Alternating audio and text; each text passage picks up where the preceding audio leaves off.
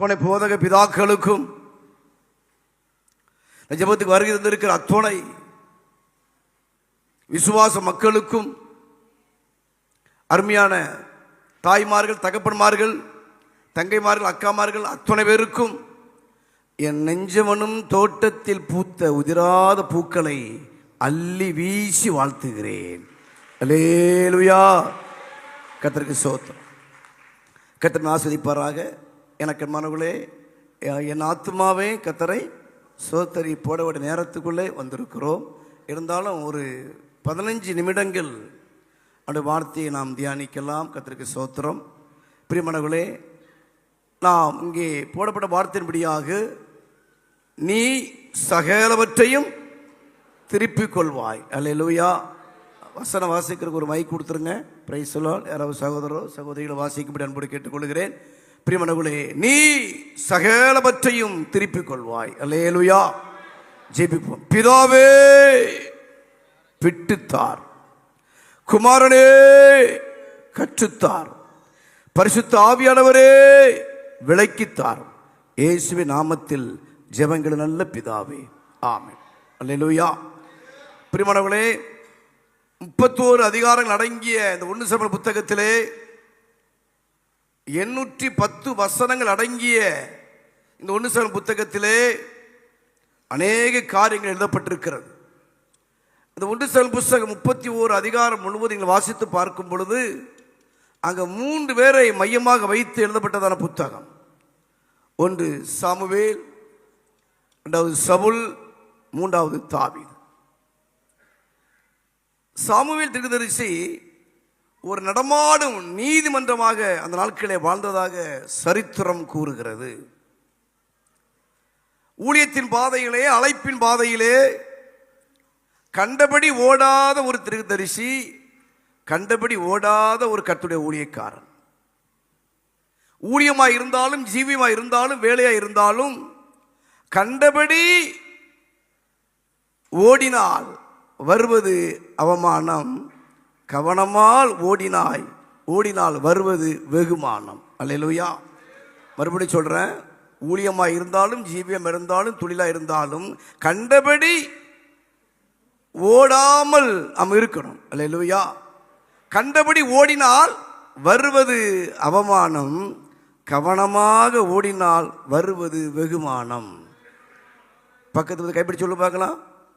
வரக்கூடிய புதிய வருஷத்தில் நீ கண்டபடி ஓடாத, கவனமாக ஓடு. அல்லேலூயா. இந்த வருஷப்பட்ட அவமானம் போதும், வருகிற வருஷம் வெகுமானம் வருவதாக. அல்லேலூயா. கர்த்தருக்கு இப்படிதான் பிரியமான ஓட்டத்தை ஓடி முடித்தவர் தான் இந்த சாமுவேல் தீர்க்கதரிசி. பிரியமானவர்களே, ஒவ்வொரு வாக்குத்தத்தத்தையும் நாங்கள் பெற்றுக்கொள்வதற்கு நாங்கள் படுகிற வேதனை இருக்கிறது, அது கர்ப்ப வேதனை.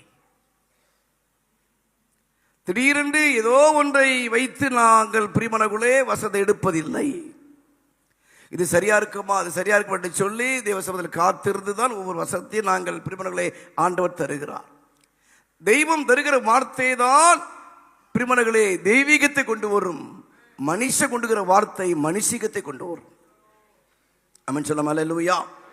ஆக இங்க வாசிக்கும் பொழுது இங்க வாசிக்கிறோம், நீ சகலவற்றையும் திருப்பிக் கொள்வாய், திருப்பிக் கொள்வாய், திருப்பிக் கொள்வாய். எதை இழந்தீர்கள்? சுகத்தை இழந்தீர்களோ, வருமானத்தை இழந்தீர்களோ, வாழ்க்கை இழந்தீர்களோ, எவையெல்லாம் இழந்தீர்களோ, பரிசுத்தத்தை இழந்தீர்களோ, ஜெப வாழ்க்கை இழந்தீர்களோ, தேவனுக்கு காத்திருக்கிற அனுபவத்தை இழந்தீர்களோ, எல்லாவற்றையும் திருப்பிக் கொள்ள போகிறோம். அல்லேலூயா. கர்த்தருக்கு ஸ்தோத்திரம். 1 சாமுவேல் புத்தகம் 30ஆம் அதிகாரம் 3ஆம் வசனத்தை வாசிக்கும் பொழுது 1 சாமுவேல் 30:3. தாவீதும் அவன் மனுஷரும் அந்த பட்டணத்துக்கு வந்தபோது இதோ அது அக்கினியினால் சுட்டெரிக்கப்பட்டது என்றும் தங்கள் மனைவிகளும் தங்கள் குமாரரும் தங்கள் குமாரத்திகளும் சிறைப்பிடித்து கொண்டு போகப்பட்டார்கள் என்றும் கண்டார்கள். சிறைப்பிடித்து கொண்டு போகப்பட்டதான ஒரு சூழ்நிலை. முதலாவதாக சிறைப்பட்டதை திருப்பிக் கொள்வீர்கள். அல்லேலூயா. எந்தெந்த ஆசீர்வாதம் சிறைப்பட்டு கிடக்கிறதோ, எந்தெந்த நன்மைகள் சிறைப்பட்டு கிடக்கிறதோ, பலிபடத்துக்கும் மண்டபத்துக்கும் நடுவே விழுந்து கிடக்கிற ஆசாரி விழுந்து கிடக்கிற இடத்தை உங்களுக்கு சொல்லுகிறோம். வரக்கூடிய புதிய வருஷத்திலே சகலப்பட்டு திருப்பிக் கொள்ள போறீர்கள். அல்லேலூயா. சிறைப்பட்டதை திருப்பிக் கொள்வீர்கள். எரேமியா புஸ்தகம் 28:3 வாசிக்கும் பொழுது திரும்ப கொண்டு வர பண்ணுவேன் என்று வாசிக்கிறோம். எந்த சூழ்நிலையிலே? நேபுகாத்நேச்சார் காலங்களிலே பிரிமணர்களை பிடிக்கப்பட்ட அத்துணை ஆசீர்வாதங்களையும் திரும்ப கொண்டு வருவேன் என்று சொல்லி வாசிக்கிறோம். பாபிலோன் ராஜாவாகிய நேபுகாத்நேச்சார் போதும் பிரதர். மாத்திரமல்ல, ஏசாயா புஸ்தகம் 51:14 வாசிக்கும் பொழுது சிறைப்பட்டு போனவன் தீவிரமாய் விடுதலையாவான். அல்லேலூயா. ஒருவேளை ஒரு மகன் சிறைப்பட்டு கிடக்கிறானோ, காதல் சிறை, இது பலவிதமான சிறை, எந்தெந்த சம்பவத்தில் எந்தெந்த காரியத்தில் சிறைப்பட்டு கிடக்கிறார்களோ, பிரிமர்களை சிறைப்பட்டு போனவன் தீவிரமாய் விடுதலையாவான். ஏசாயா 49:25 சொல்லுகிறது, பராக்கிரமத்தினால். வாசிப்போம். ஏசாயா 49:25. என்றாலும் பராக்கிரமனால் சிறைப்படுத்தப்பட்டவர்களும் விடுவிக்கப்படுவார்கள், பலவந்தனால் கொள்ளையிடப்பட்டதும் விடுதலையாக்கப்படும். அல்லேலூயா. இந்த ஜெபத்துக்கு வந்து வாழ்க்கையில் எனக்கு மனவளே ஒரு பெரிய விடுதலையை என் ஆண்டவர் தருவதற்கு சித்தமுள்ளவராய் இருக்கிறார். அல்லேலூயா. சரி, தாவீதின் வாழ்க்கையிலே இந்த சிறையில் போறது காரணம் என்ன? ஆண்டவர் எதையும் பெருமல்ல காரணம் இல்லாமல் செய்ய மாட்டார். இது தெய்வத்தினுடைய தவறா, இது தேவனுடைய தவறா, இந்த மனசோட தவறா என்று சொன்னால் ஒரு காரியத்தை உங்களுக்கு சொல்லுகிறேன். நீங்க நம்பினாலும் சரி நம்பாவிட்டாலும் சரி, என் ஆண்டவர் வாழ்க்கையில எனக்கு என்பது தேவஜனமே ஒரு நாள் ஒரு காலம் தீமை செய்யவே மாட்டார். ஆமென். கர்த்தருடைய பிள்ளைகள் லாபத்தை செலுத்திருக்க வேண்டும் என்று விரும்பி கொண்டிருக்கிறார். அப்படிப்பட்ட நிலையிலே இவர் ஏன் சிறைப்பட்டான்? காரணம் என்ன? இறுதி நேரத்திலே எடுக்கப்பட்ட ஒரு தவறான ஒரு முடிவு, அவசரப்பட்டு எடுக்கப்பட்ட ஒரு முடிவு. இன்னும் கொஞ்ச காலத்திலே தாவீது ராஜாவாக மாறப்போகிறான். அதற்குள்ளதாக எனக்கு என்பவர்களே அவசரப்பட்டு முடிவெடுத்தான். வேலையா இருக்கலாம், திருமணமா இருக்கலாம், வீடு வாங்குற காரியமா இருக்கலாம், ஊழியமா இருக்கலாம், வெளிநாடு போகக்கூடிய காரியமா இருக்கலாம். அவசரப்பட்டு ஒரு முடிவு எடுக்கும் பொழுது அதிலே வருவது அலங்கோலம் என்பதை மறந்துவிடக் கூடாது. இதைத்தாண்டு வாழ்க்கையில் நடந்தது. எனக்கு என்பவர்களே 1 சாமுவேல் 27:1 வீட்டில் வாசித்து பாருங்கள். பெலிஸ்த தேசத்தோடு அடைக்கலம் தேடினான், உறவைத்துக் கொண்டிருந்தான். தேவனுக்கு பிடிக்காத ஜனத்தோடு, தேவன் வெறுக்கிற ஜனத்தோடு ஐக்கிய வைக்கும் பொழுது, உறவு வைக்கும் பொழுது சில உறவுகள் பாதிக்கப்படத்தான் செய்யும். வேதத்தின் அடிப்படையில் சொல்லுகிறேன். எனக்கு என்பவர்களே எப்படிப்பட்ட வாழ்க்கை வாழ்ந்து கொண்டிருக்கிறோம்? அவசரப்பட்டு முடிவெடுத்தார். ஒரு தகப்பனுடைய அவசர முடிவு குடும்பத்தை வேதனைப்படுத்துகிறது. ஒரு தாயின் அவசர முடிவு குடும்பத்தை வேதனைப்படுத்துகிறது. பிள்ளைகளுடைய அவசர முடிவு பெற்றோர்களை வேதனைப்படுத்துகிறது. விசுவாசிகளுடைய அவசர முடிவு ஊழியர்களை வேதனைப்படுத்துகிறது. ஊழியருடைய அவசர முடிவு விசுவாசிகளை வேதனைப்படுத்துகிறது. இப்படி பலவிதமான சிறை இருப்பு.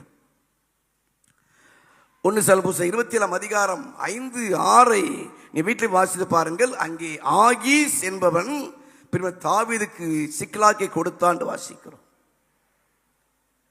ஆகீஸ் என்று சொன்னால் மனிதன் மாத்திரமே. இதே தாவீது வினக்கன்மனவளே கர்த்தருக்கு ஸ்தோத்திரம், கர்த்தரையே நம்பிக்கை கொண்டிருந்தான். நீரே என் நம்பிக்கை, நீரே எதிர்பார்ப்பு சொல்லிக் கொடுத்த தாவீது இன்றைக்கு என்ன செய்கிறான்? மனுஷனை மாத்திரம் நம்பி கொண்டிருக்கிறான். ஆகீஸ் சொல்ல மனிதன் மாத்திரம், நீ தான் உன்னாலதான் முடியும், உங்களால் தான் செய்ய முடியும் என்று சொல்லி மனுஷனை நம்பும் பொழுது சில வேதனைகளை வருகிறது. பிரியமானவர்களே, இந்த மத்தியான வேளையிலே நீ யாரை நம்பி கொண்டிருக்கிறாய்? 2025 ஜனவரி முதற்கொண்டு இந்த நாள் நேர வரைக்கும், நாட்கள் வரைக்கும் நீ யாரை நம்பினாய்? எந்த மனுஷனை நம்பினாய்? மனசில் நம்பிக்கை வைப்பதற்கு அவன் எம்மாத்திரம். ஆளுகை செய்கிறவருடைய தரிசனம் தேடுகிற அநேகர், ஆனாலும் அவனவன் நியாயம் கர்த்தராலே தீரும். அல்லேலூயா. கர்த்தருக்கு இரண்டாவதாக பிரியமானவர்களே, இந்த ஆகீஸ் மாத்திரமல்ல, சிக்லாக்கே கொடுத்தான். சிக்லாக் என்கிற வார்த்தைக்கு சுற்றி சுற்றி வருவது, சுற்றி சுற்றி வருவது, சுற்றி சுற்றி வருவது. அந்த சுற்றி சுற்றி வருகிற சுபாவம் யாருடைய சுபாவம்? பிசாசின் சுபாவம். வாசிப்போம். யோபு 1:7. யோபின் புஸ்தகம் 1:7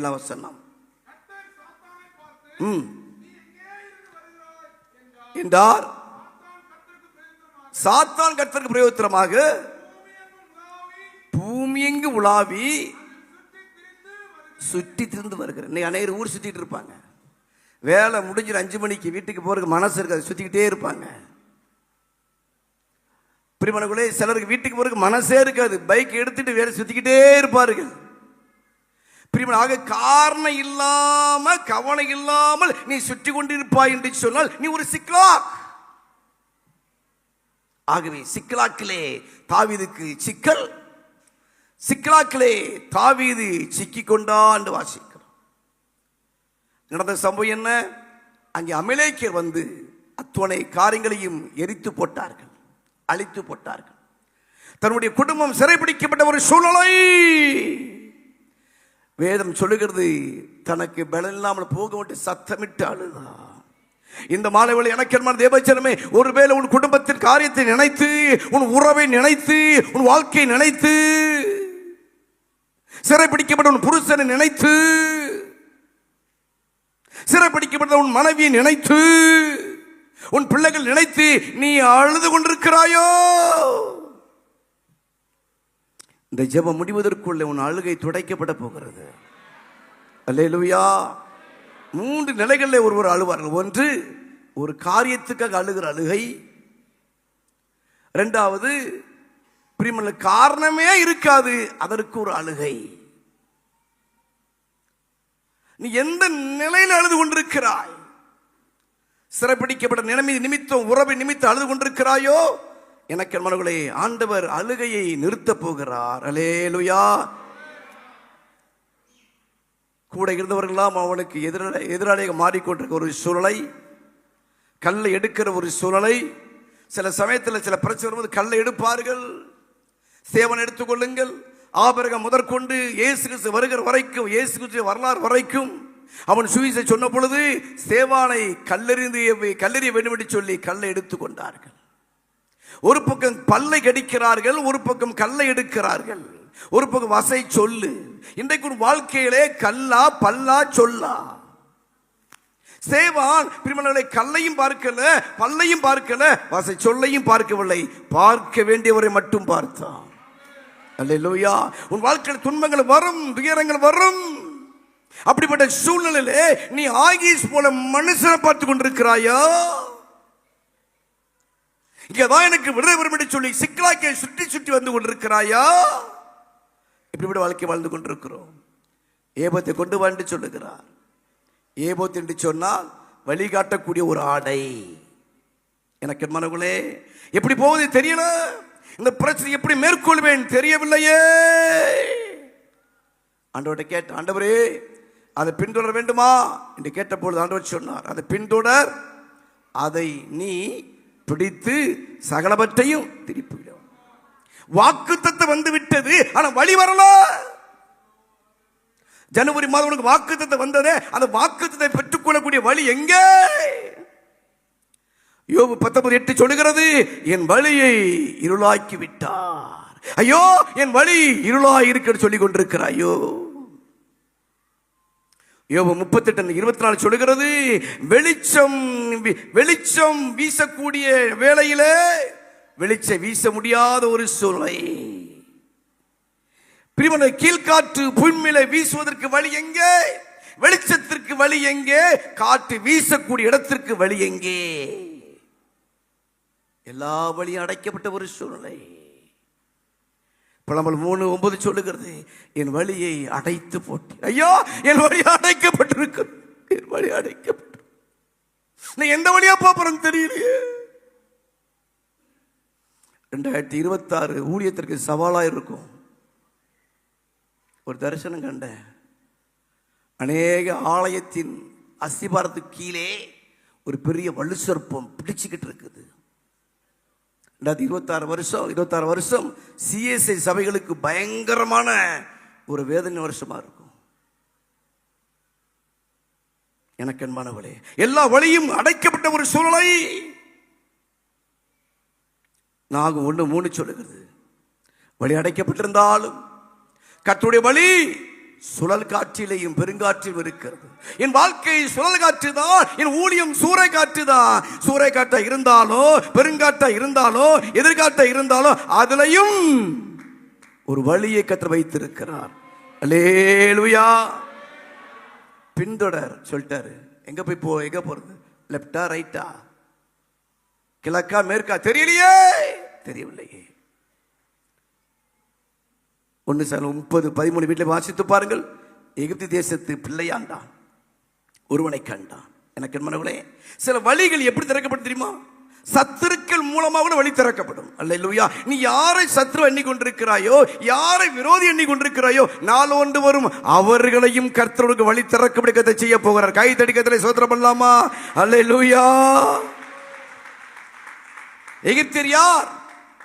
இஸ்ரவேல் ஜனத்தை அடிமைப்படுத்தினதா எகிப்தியர்கள். வழி எங்கிருந்து உண்டாகிறது? இந்த மத்தியால வழி எனக்கு என்ன தேவஜனமே, வழியே சொல்லிக் கொண்டிருக்கிறாயோ, யாருக்கு தெரியும்? யார் உன்னை அடிமைப்படுத்த நினைக்கிறார்களோ, யார் உன்னை வேதனைப்படுத்த நினைக்கிறார்களோ, அவர்கள் மூலமாக கூட வழியை ஆண்டவரால் திறக்க முடியும் என்பதை எத்தனை பேர் நம்புறீங்க? கை தட்டி கர்த்தரை ஸ்தோத்திரம் பண்ணலாமா? அல்லேலூயா. 1 சாமுவேல் 26-25 வாசிக்கும் பொழுது சவுலையும் தாவீதையும் பார்க்கிறோம். மாமன் என்கிற முறைதான் சவுல் தாவீதுக்கு. எனக்கு மனங்களே, ஆனாலும் அவன் சத்ருவாய் மாறினான். ஆனால் எந்த தாவீதை பிடிக்க வந்தானோ, எந்த தாவீதை சிறைபிடிக்க வந்தானோ, எந்த தாவீதை கொல்லும்படி வந்தானோ, பிரிமணங்களே அங்க வாசிக்கும் பொழுது கர்த்தருக்கு ஸ்தோத்திரம், இப்பொழுது அந்த சவுல் மூலமாகவே தாவீதை ஆசீர்வதிக்கிறார். அல்லேலூயா.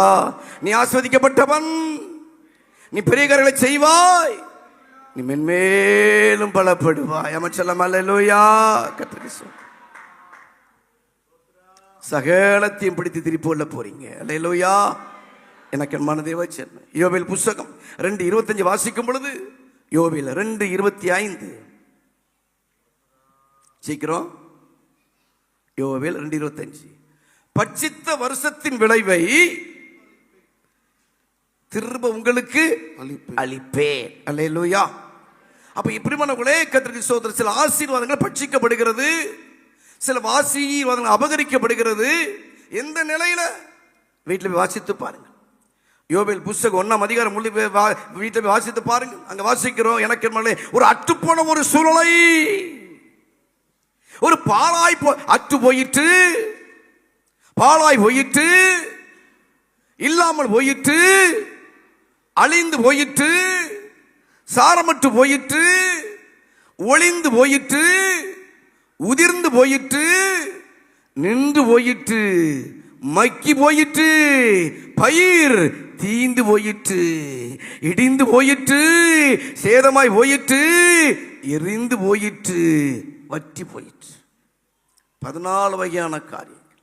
எனக்கு மனதே பட்சமே, இப்படி வாழ்க்கை வாழ்ந்து கொண்டிருக்கிறோம். பிரியமல்ல, அற்று போய் இருக்கிறது. ஐயோ, வாழ நினைக்கிற முடியல, எல்லாமே இழந்திருக்கிறேன். என் தொழிலை இழந்தேன், என் வருமானத்தை இழந்தேன், என் வசதியை இழந்தேன், என் வீட்டை இழந்தேன் என்று எவையெல்லாம் இழந்து வந்திருக்கிறீங்களோ, எனக்கு தேவச்சனமே கர்த்தருக்கு ஸ்தோத்திரம். இனி இது நடக்குமா? நான் முன்னேற முடியுமா? மறுபடியும் ஊழியம் செய்ய முடியுமா? மறுபடியும் தொழில் செய்ய முடியுமா? மறுபடியும் வேலை வாய்ப்பு எனக்கு கிடைக்குமா என்று சொல்லி எந்தெந்த காரியங்கள் பிரிமனோலே உன் வாழ்க்கையிலே முடியாது என்று நினைத்து கொண்டிருக்கிறாயோ, அதை முடியும்படி ஆண்டவர் உதவி செய்ய போகிறார். அல்லேலூயா. கர்த்தருக்கு ஸ்தோத்திரம். எல்லாம் போயிருச்சு, எல்லாம் போயிருச்சு. வீடு போயிருச்சு, பணம் போயிருச்சு, தொழில் போயிருச்சு, ஒண்ணுமே இல்லையே. நான் எப்படி வாழ்வேன்? எப்படி பிள்ளைகள் படிக்க வைப்பேன்? பாதியில் நின்று கொண்டிருக்கிற வீட்டை எப்படி கட்டி முடிப்பேன்? என் காலத்துக்கு வந்து ஊழியத்தை யார் செய்வார்கள் என்று சொல்லி ஒருவேளை இங்க இருக்கிற போதர்கள் கலங்கி கொண்டிருக்கலாம். சூழ்நிலை உன் வாழ்க்கையிலே பாதகமாக இருந்தாலும் ஆண்டவர் நோக்கி பார்க்கும் பொழுது அது சாதகமாக மாறப்போகுது. கைதறி கத்திரை சோத்திரம் பண்ணலாமா? அல்லேலூயா. எனக்கு மனவில்லை யோபின் புஸ்தகம் 2:12-14 வரை வீட்டில் வாசித்து பாருங்கள். அங்கே திரும்பினால் ஆண்டவர் மனசாப்பட்டு ஒருவேளை ஆசீர்வாதத்தை தந்தருளுவார். அல்லேலூயா. எதை இழந்தீர்களோ, எதை இழக்க கொடுத்தீர்களோ கவலைப்பட வேண்டாம். எல்லாவற்றையும் பிடித்து திருப்பிக் கொள்ளக்கூடிய ஒரு வழி இருக்கும் என்று சொன்னார். ஒரே ஒரு வழி, திருந்து அவரையே விரும்பு. அல்லேலூயா. சிறைப்பட்டதை திருப்பிக் கொள்வீர்கள். இரண்டாவதாக 2 ராஜாக்கள் புஸ்தகம் 3ஆம் அதிகாரம் 3ஆம் வசனம் வாசிக்கும் பொழுது 2 ராஜாக்கள் 3:3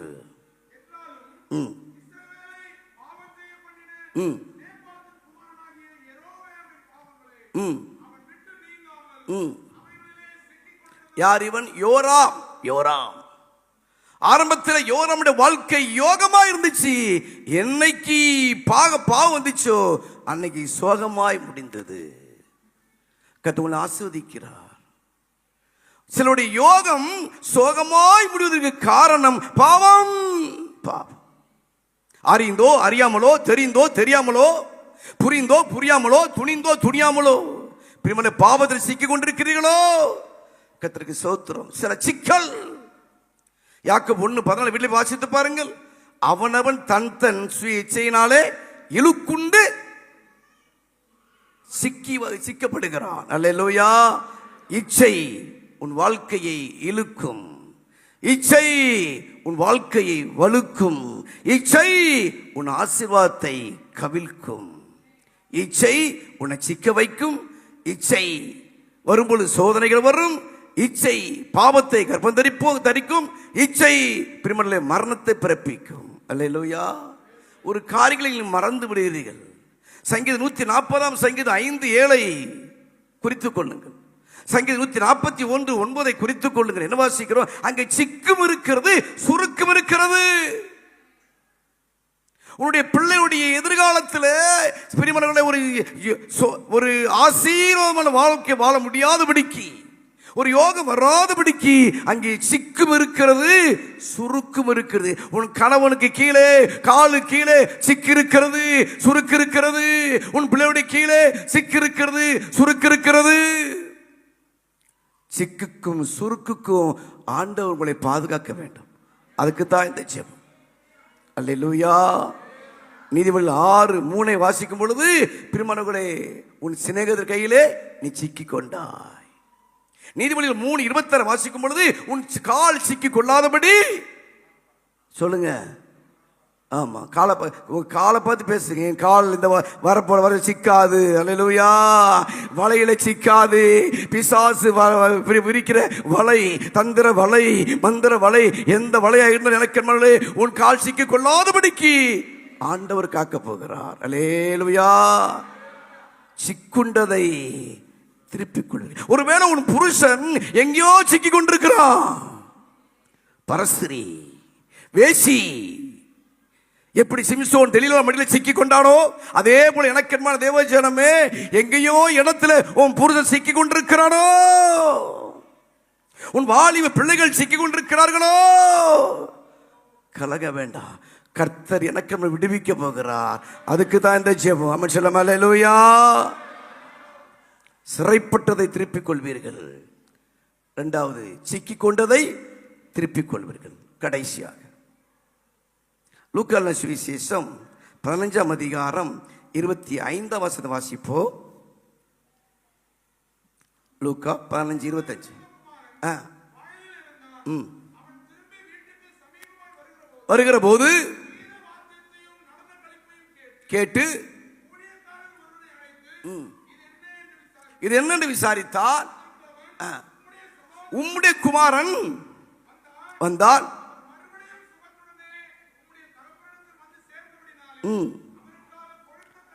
போதும், திரும்ப உயிர்த்தான் என்று சொல்லி ஒரு வசனம் வரல. திரும்ப உயிர்த்தான் போதும். எனக்கு என்ன தேவச்சனமே கர்த்தருக்கு ஸ்தோத்திரம். இல்லையா? நடந்த ஒரு காரியம் என்ன? லூக்கா சுவிசேஷம் 15ஆம் அதிகாரம் 4 இருந்து 25 வரைக்கும் வாசிக்கும் பொழுது அங்கே ஒரு இழப்பு. 100ல் 1, 10ல் 1, 2ல் 1. 100ல் 1 இழப்பு எது? இது மேய்ப்பனின் இழப்பு. 10ல் 1 இழப்பு எது? ஒரு ஸ்திரீயின் இழப்பு. 2ல் 1 இழப்பு எது? ஒரு தகப்பனுடைய இழப்பு. அல்லேலூயா. மேய்ப்பனின் இழப்பு ஒரு ஆடு, ஒரு சிறின் இழப்பு ஒரு வெள்ளி காசு, தகப்பன் இழப்பு ஒரு மகன். இந்த மூன்றும் சிறந்தவைகள். ஆகவேதான் சொல்லுகிறேன், பிரியமானவர்களே, வரக்கூடிய புதிய வருஷத்துல சிறந்ததை திருப்பிக் கொள்வீர்கள். அல்லேலூயா. சிறந்ததை திருப்பிக் கொள்வீர்கள். உன் புருஷன் சிறந்தவன் திருப்பிக் கொள்வார். உன் பிள்ளைகள் சிறந்தவன் திருப்பிக் கொள்வீர்கள். எனக்கு இப்படிப்பட்ட வாழ்க்கை வாழ்ந்து கொண்டிருக்கிறோம் இல்லையா? ஒரு மேய்ப்பனின் இழப்பு ஒரு ஆடு. அங்கே சிறைப்பட்டிருக்கும் பொழுது பரலோகத்தில் சந்தோஷமே இல்லை. தெரியுமா உங்களுக்கு? ஒரு மனுஷன் பாவம் செய்வானையானால், உன் புருஷன் பாவம் செய்வாயானால், உன்னுடைய மகனோ மகளோ பாவம் செய்வான்னு சொன்னால் பரலோகத்தில் சந்தோஷம் இல்லாமல் போயிற்று. எனக்கு மனவளே, வேதம் சொல்லுது, ஒரு பாவி மனது நிமித்தம் பரலோகத்தில் மிகுதியான சந்தோஷம். தகப்ப சொல்றா, இப்பொழுது சந்தோஷப்படலாமே, இப்பொழுது கொளுத்துக்கண்டு அடிக்கப்படலாமே, அவன் பாவம் என்று வரும்போது எனக்கு மனவர்களே எல்லாமே இழந்து போகக்கூடிய ஒரு சூழ்நிலை. ஒரு பெண்ணுக்கு ஆபரணம் முக்கியம். செய்தியின் ஆழத்துடைய போக முடியாது, அப்படி நான் வருந்துகிறேன். அந்த 10 வெள்ளிக்காசு எதை குறிக்கிறது? 10 விதமான கிரியைகள். வெளிப்பட்ட விசேஷம் 2ஆம் அதிகாரம் 1-5 வரைக்கும் வாசித்து பாருங்கள். உன் கிரியை பிரயாசம் என்று சொல்லி 10 வகையான வரும். அப்ப 10ல் 1 இழந்தாலோ எதை இழந்திருக்கிற? சிறந்தது இழந்துட்டாயே. விசுவாசமாகிய சிறந்தது இழந்த எனக்கு அன்பானவர்களே, சிறந்த ஜெபத்தை இழந்த எனக்கு அன்பான விசுவாசியே, வெளிப்பாடை இழந்த எனக்கு அன்பான ஊழியர்களே, தெய்வீகத்தை இழந்த எனக்கு அன்பான சகோதர சகோதரிகளே, இதெல்லாம் ஒரு சிறந்ததை இழந்துட்டியமா? உலகத்தில் வாழ்க்கை சிறந்தது எது தெரியுமா? என் ஆண்டவரோடு கூட உலாவுகிற அனுபவம், என் தெய்வத்தோடு பேசக்கூடிய அனுபவம். இழந்துட்டியே. உனக்குள் இருந்த சிறந்ததை இழந்து விட்டாய். ஒரு ஆள் போனா போகட்டுன்னு சொல்லி இருந்தானா? இல்லை, அது சிக்கிக் கொண்டிருந்தது. மேய்ப்பன் போனா, சண்டால ஆடே, கீழ்ப்படியாத ஆடே, அடங்காத ஆடே என்று சொல்லி காதை பிடித்து தர இழுத்துட்டு வரவில்லை. ஏனால் அது சிறந்தது என்று ஆண்டவருக்கு தெரியும். அது சிறந்தது என்று சொல்லி மேய்ப்பனுக்கு தெரியும். ஆகவே காதை பிடித்து தர இழுத்துட்டு வரல, தோல்ல போட்டு சுமந்து கொண்டு வந்தான். அன்பு அன்பு அன்பு தாயே, அன்பு, நீ எத்தனை தடவை தவறி போனாலோ சிக்குண்டாலோ உன்னை விட்டு விலகாதிருக்கிறாரே. சிம்சன் பாவம் செய்யும் பொழுது எனக்கன்மானவர்களே, ஆண்டவர் வெளியேயும் போக முடியல, உள்ளே இருக்க முடியல. பாவம் செய்து கொண்டிருக்கிற ஒரு மனுஷனத்தில் ஆண்டவர் உள்ளே இருக்க முடியவில்லை, வெளியே இருக்க முடியவில்லை. எனக்கு எப்படிப்பட்ட வாழ்க்கை வாழ்ந்து கொண்டிருக்கும். அந்த ஆட்டை தோல்ல போட்டு சுமந்து கொண்டு வந்தான். பின் வாங்கி போன சீசர்கள் அத்தனை சிறந்தவர்கள். நாள் ஒன்று வந்தது, இப்படி இருக்காலமான பொழுது இயேசு கரையில் நின்றார். ஒரு மீன் கூட பிடிக்கவில்லை. சிறந்ததை இயேசு தேடி வந்தார். சகை ஒரு சிறந்தவன் தேடி வந்தார். சரி ஒரு சிறந்தவன் தேடி வந்தார். நீங்கள் ஆண்டவரை தேடி போகிறீர்கள், ஆனா ஆண்டவர் உங்களை தேடி வருகிறார். நினைச்சுப்பார்.